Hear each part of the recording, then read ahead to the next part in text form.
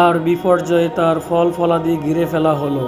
ফলে তাতে সে যা ব্যয় করেছিল তার জন্য আক্ষেপ হাত কসলাতে লাগলো এবং সেটি ধ্বংস হয়েছিল তার মাথার উপর।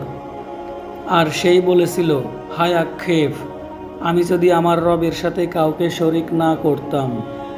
আর আল্লাহ ছাড়া তার এমন কোনো লোকবল ছিল না যারা তাকে সাহায্য করবে, এবং সেই সাহায্যপ্রাপ্তও ছিল না। এখানে অভিভাবকত্ব আল্লাহর, যিনি সত্য, তিনি প্রতিদানে উত্তম এবং পরিণামে শ্রেষ্ঠ।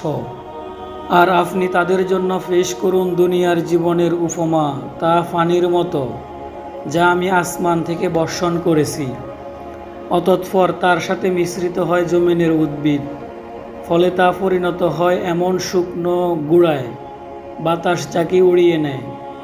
আর আল্লাহ সব কিছুর উপর ক্ষমতাবান। সম্পদ ও সন্তান সন্ততি দুনিয়ার জীবনের শোভা, আর স্থায়ী সৎ কাজ তোমার রবের নিকট প্রতিদানে উত্তম এবং প্রত্যাশাতে উত্তম। স্মরণ করো সেই দিনের কথা, যেই দিন আমি পর্বতকে করব সঞ্চালিত এবং তুমি পৃথিবীকে দেখবে একটি শূন্য প্রান্তর। সেদিন মানুষকে আমি একত্রিত করব এবং তাদের কেউকে অব্যাহতি দিব না। আর তাদেরকে তোমার রবের সামনে উপস্থিত করা হবে কাতারবদ্ধ করে। আল্লাহ বলবেন, তোমরা আমার কাছে এসেছ তেমনইভাবে যেমনই আমি তোমাদেরকে প্রথমবার সৃষ্টি করেছিলাম, বরং তোমরা তো ভেবেছিলে আমি তোমাদের জন্য কোনো প্রতিশ্রুতি মুহূর্ত রাখিনি। আর আমলনামা রাখা হবে, তখন তুমি অপরাধীকে দেখতে পাবে ভীত, তাতে যা রয়েছে তার কারণে। আর তারা বলবে, হায় ধ্বংস আমাদের, কি হলো এই কিতাবের? তা ছোট বড় কিছুই ছাড়ে না, শুধু সংরক্ষণ করে, এবং তারা যা করেছে তা হাজির পাবে। আর তোমার রব কারো প্রতি জুলুম করে না। আর যখন আমি ফেরেশতাদের বলেছিলাম তোমরা আদমকে সেজদা করো, অতঃপর তারা সেজদা করলো ইবলিস ছাড়া, সেই ছিল জিনদের একজন, সেই তার রবের নির্দেশ অমান্য করল।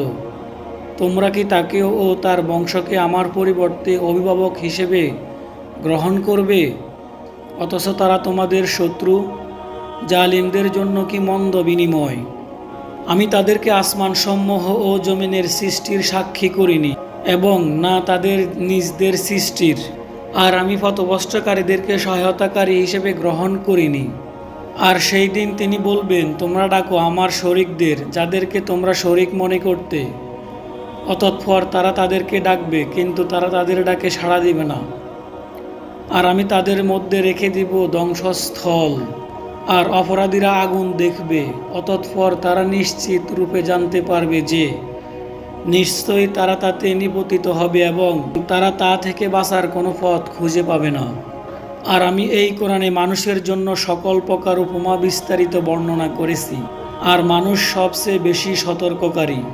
আর যখন মানুষের নিকট হেদায়েত এসেছে, তখন তাদেরকে ঈমান আনতে কিংবা তাদের রবের কাছে ইস্তিগফার করতে বাধা প্রদান করেছে কেবল এই বিষয়টি যে পূর্ববর্তীদের ব্যাপারে আমার নির্ধারিত রীতি তাদের উপর পুনরায় নেমে আসবে, কিংবা তাদের উপর আযাব সরাসরি এসে উপস্থিত হবে।